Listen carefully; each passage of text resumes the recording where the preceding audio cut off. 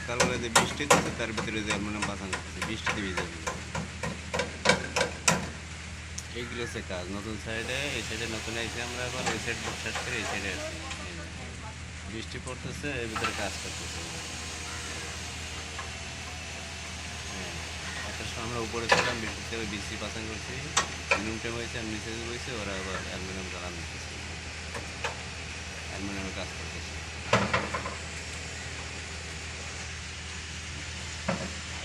এই হচ্ছে প্রবাসী জীবন, রোদ বৃষ্টি নেই।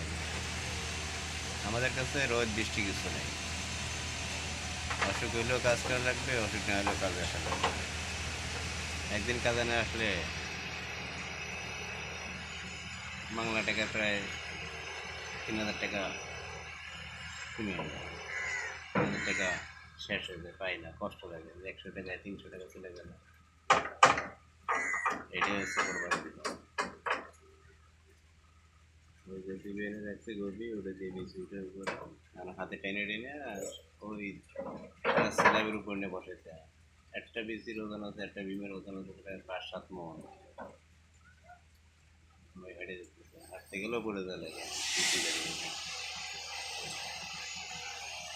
এই হচ্ছে প্রবাসীতে কষ্টের টাকা। আর ওই অফিসারে বসে বসে এয়ারপোর্টে আমাদের মালপত্র চুরি করে। এই কষ্টের টাকা যদি চুরি করে দেয় তাদের কী পাওয়া যাচ্ছে, দেখা হবে না।